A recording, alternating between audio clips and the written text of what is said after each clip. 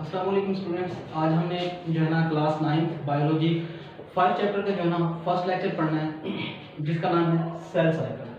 और 5 चैप्टर का नेम भी जो है ना सेल साइकिल है। तो ये हमारा पहला टॉपिक है कि सेल साइकिल होता क्या है। तो इसके बारे में हमने जो है ना स्टडी करनी है। तो देखें सेल साइकिल क्या होता है। सेल साइकिल जो है it is the series of changes that taken from beginning of cell division till completion of cell. कि सेल डिवीजन के दौरान आने वाली तमाम तर तब्दीलियाँ जो कि आगे जाके न्यू सेल बनाती हैं या एक कंप्लीट सेल बनाती हैं, वो तमाम तर जो तब्दीलियाँ हैं, जो चेंजेस हैं, उन तमाम चेंजेस को, उन तमाम तब्दीलियों को जो एक सेल के डिवाइड होने से नए सेल बनाना, ये तमाम वो तब्दीलियाँ जिसमें क्या होता है कि एक सेल प्रिपेयर होता है नए सेल बनाने के लिए, उस सेल के अंदर तब्दीलियाँ आती हैं, चेंजेस आती हैं, और क्या होता है उससे नए सेल बनते हैं। ये तमाम तरह जो तब्दीलियों का एक मरहला है, इसको हम कहते हैं सेल साइकिल। इसको हम कैसे जो है डिफाइन करेंगे, series of changes that taken from beginning of cell division till completion of cell. अब यहाँ पर देखें कि यहाँ पर सेल की जो है डिवीजन हो रही है। जब सेल अपने आप को डिवीजन के लिए प्रिपेयर करता है तो उसमें बहुत सारी जो है चेंजेस आती हैं, बहुत सारी तब्दीलियाँ आती हैं, जिससे क्या होता है कि एक सेल दो में जो है डिवाइड हो जाता है। इस मरहले को या इस प्रोसेस को, इस फेज को हम माइटोसिस कहते हैं, ठीक है। इसी तरह जो है ना मियोसिस के नतीजे में भी जो है ना दो से फिर 4 सेल बनते हैं। तो उसमें भी जो है ना क्या कहते हैं, एक सेल जो है ना डिवाइड होकर मजीद जो है ना आगे सेल बनाता है। तो जब वो डिवाइड होकर नए सेल बनाता है तो इसके अंदर जो है ना बहुत सारी चेंजेस आती हैं। अब ये जो सीरीज होती है चेंजेस की, तो इसको हम जो है ना सेल साइकिल का नाम देते हैं। अब आगे हम देखते हैं कि सेल साइकिल के अंदर जो है ना सेल साइकिल है क्या, और क्या कहते हैं सेल डिवाइड क्यों होता है। सवाल ये उठता है कि जो है सेल अपने आप को डिवाइड क्यों करते हैं। तो अब हम इसकी जो है ना सेल साइकिल की जो डिवीजन है उसकी जो है ना सिग्निफिकेंस देखते हैं। तो उसकी सिग्निफिकेंस ये है कि जब देखें कि जब इंसान की ग्रोथ हो रही होती है, जब इंसान यानी कि पहले एक सेल बनता है जाइगोट से फिर जो है ना आगे सेल डिवाइड होते हैं। डिवाइड होने के नतीजे में क्या होता है कि सेल जो है ना ग्रोथ करते करते मजीद जो है ना इंसान की फुल बॉडी बना देते हैं। अब यहाँ पर देखिए क्या कहते हैं, एक सेल था वो डिवाइड हुआ दो में, दो से फिर जो है ना 4 सेल बन गए।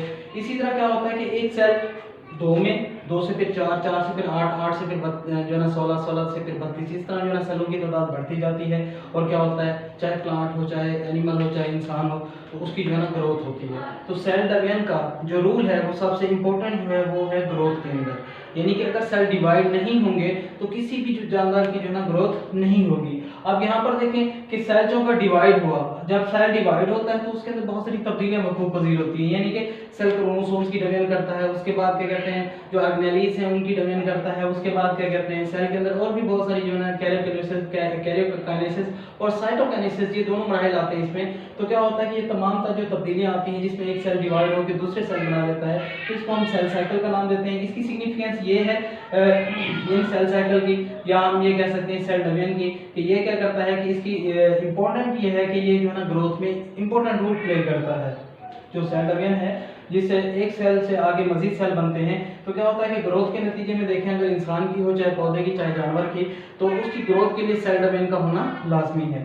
उसके बाद देखें जब कभी कट वगैरह लग जाता है तो उसमें क्या होता है कि जिस जगह कट लगा है तो उसकी जगह को फिल करने के लिए बाकी तमाम के तमाम जितने भी सेल होते हैं वो क्या करते हैं, डिवाइड करते हैं। यानी कि माइटोसिस के प्रोसेस के थ्रू एक सेल से दो से 4 इस तरह जो है ना सेल बढ़ते जाते हैं, और नंबर ऑफ क्रोमोसोम्स हर सेल के अंदर एक ही रहती है, यानी सेम रहती है, चेंज नहीं होती। तो क्या होता है कि हीलिंग जख्म को भरने के लिए भी जो है ना क्या कहते हैं सेल डिवाइड होते हैं। यानी क्या होता है कि सेल जो है डिवाइड होकर नए सेल बनाता है। इसी तरह अगर हम देखा जाए तो सेल डिवीजन एक और प्रोसेस रिप्रोडक्शन के अंदर भी सेल डिवीजन जो है ना वेरी इंपॉर्टेंट होती है। उसमें क्या होता है रिप्रोडक्शन के नतीजे में कि मेल और फीमेल की जो सेल हैं जिनको हम डिप्लॉइड बोलते हैं। अब ये मेल का एक सेल है और ये फीमेल का एक सेल है। अब ये जो है ना डिप्लॉइड है, डिप्लॉइड इसलिए इनको हम 2n से जो है ना रिप्रेजेंट करते हैं। यहाँ पर मैंने 2n इसलिए लिखा है कि इसके अंदर कंप्लीट सेट ऑफ क्रोमोसोम्स होते हैं। मतलब इंसानों के सेलों की बात करें तो हर इंसानी सेल के अंदर के न्यूक्लियस के अंदर 46 जो है ना क्रोमोसोम्स होते हैं।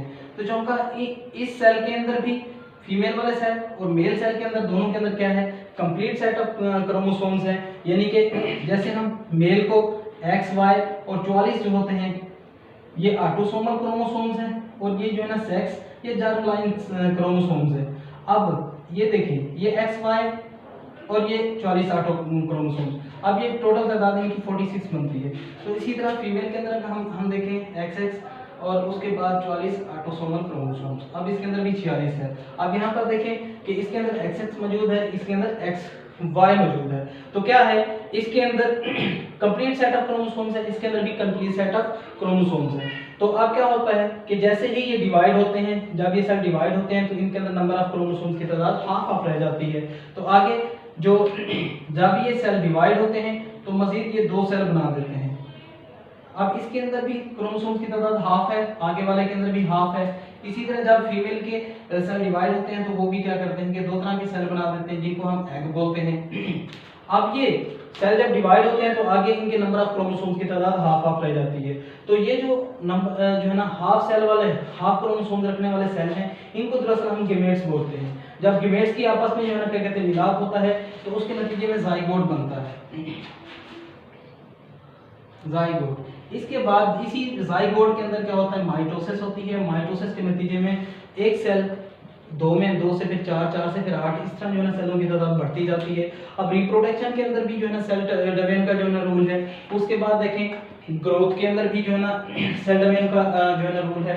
उसके बाद हीलिंग, जख्म को भरने के लिए भी जो है ना सेल डिवाइड होते हैं, ग्रोथ के लिए भी सेल डिवाइड होते हैं, और इसी तरह रिप्रोडक्शन के अंदर भी जो है ना सेल डिवाइड होते हैं। तो आप यहाँ पर देखें कि एक सेल से जो है ना क्या कहते हैं आगे मजीद सेल बन रहे हैं। तो एक सेल से जब 2 सेल बनते हैं या 4 बनते हैं तो उसके अंदर जो तब्दीलियां आती हैं, एक पूरे एक सेल के अंदर जो तब्दीलियां आती हैं, एक से लेके आगे कंप्लीट सेल बनने तक, ये वो तमाम की तमाम जो तब्दीलियां हैं एक सेल के अंदर सीरीज की फॉर्म में जो आ रही हैं, इन तमाम तब्दीलियों को हम कहते हैं सेल साइकिल।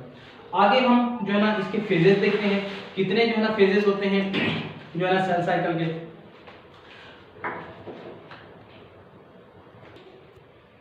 अब हम देखते हैं सेल साइकिल के जो है ना क्या कहते हैं कितने फेजेस होते हैं। सेल साइकिल जो है ना क्या कहते हैं, सेल साइकिल जो है 2 मरहल में जो है ना वकूफ़ होता है। वो कौन कौन से मरहल हैं?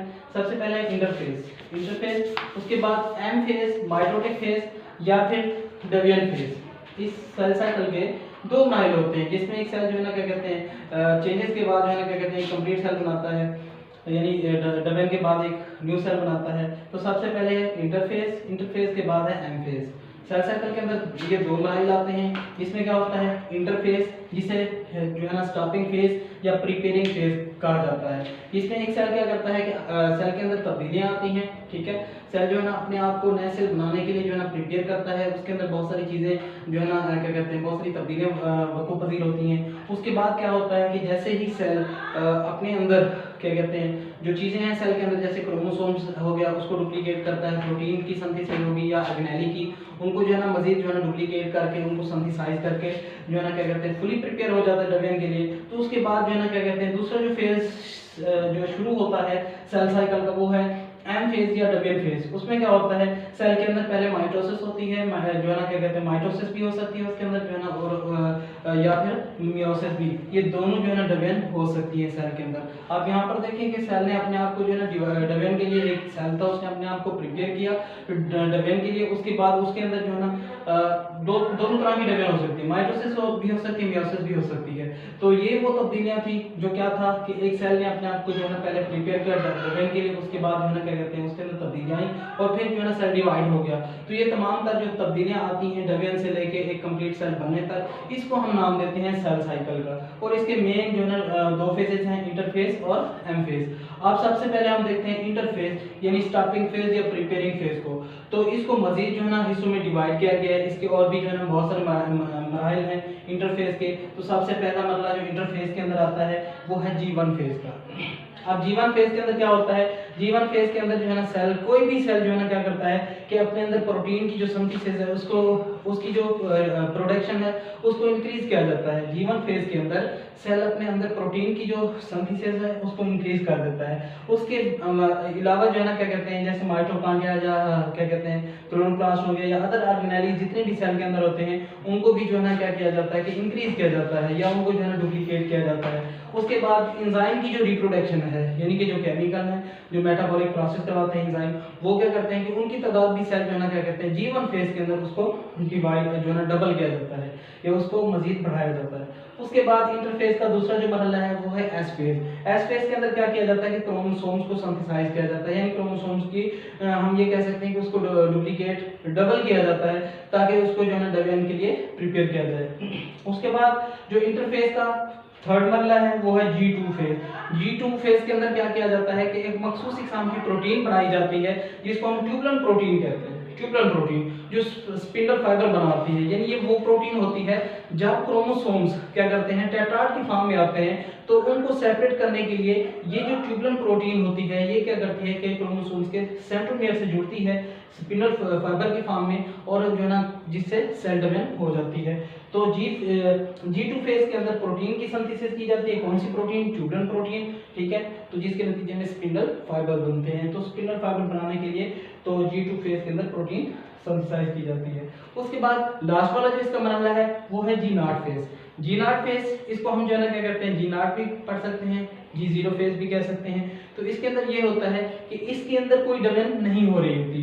तो ये वो मरहला होता है जिसके अंदर क्या कहते हैं कि सेल थोड़ी देर के लिए जो है रुक जाता है, डिवाइड नहीं होता, यानी कि क्या कहते हैं अब सेल जो है मुकम्मल तौर पे कंप्लीट बिल्कुल जो है ना बन चुका होता है, प्रिपेयर हो चुका होता है आगे नेक्स्ट जो है ना डिवाइड होने के लिए। अब इस G0 फेज के बाद जो है ना जो दूसरा मरहला स्टार्ट होता है वो होता है जी हमारे पास M फेज, माइटोटिक फेज या डबियन फेज। इसके बाद या तो सेल के अंदर माइटोसिस होती है या फिर मियोसिस होती है, यानी जो है ना क्या कहते हैं अब यहाँ पर जब एक सेल यहाँ पर देखें कि एक सेल था फर्ज करें हमारे पास, तो इसके अंदर क्या हुआ कि इसके अंदर बहुत सारी तब्दीलियां आई, यानी इसके अंदर पहले इंटरफेज आया, इंटरफेज के दौरान G1 phase, S1 phase, S phase, G2 phase और G0 फेज आया। अब इसके बाद सेल एक से जो है ना दो में डिवाइड हो गया। अब या तो इस सेल के अंदर माइटोसिस होगी या फिर मियोसिस होगी। यहाँ तक सेल के अंदर जो तब्दीलियां आई, क्रोमोसोम्स की डुप्लीकेशन हो गई और क्या कहते हैं प्रोटीन की सिंथेसिस हो गई, एंजाइम की डुप्लीकेशन, एंजाइम की सिंथेसिस हो गई, या क्या कहते हैं उसके बाद ट्यूबुलन प्रोटीन की जो है ना सिंथेसिस हो गई। तो एक ये वो सेल है जो क्या था कि डिवाइड होने के लिए प्रिपेयर हो रहा था। तो उसके अंदर जो फेज था उसे हमने क्या नाम दिया? इंटरफेज, यानी रेस्टिंग फेज या प्रिपेयरिंग फेज। अब क्या होता कि इसके अंदर नेक्स्ट जो स्टेप आता है वो होता है डबियन फेज या एम फेज। अब ये वाला फेज जो है इसके अंदर क्या होता है कि माइटोसिस होती है या मियोसिस होती है। अब ये वो तमाम तब्दीलियां, अब यहाँ पर देखें कि एक सेल था उसने अपने आप को जो है प्रिपेयर किया डिवीजन के लिए, तो वो तमाम तब्दीलियां जो सेल डिवीजन से लेके एक कंप्लीट नए सेल बनने तक तमाम तर जो तब्दीलियां आती हैं उसको हम जो है ना सेल साइकिल का नाम देते हैं। आज का हमारा टॉपिक यहाँ पे खत्म हुआ।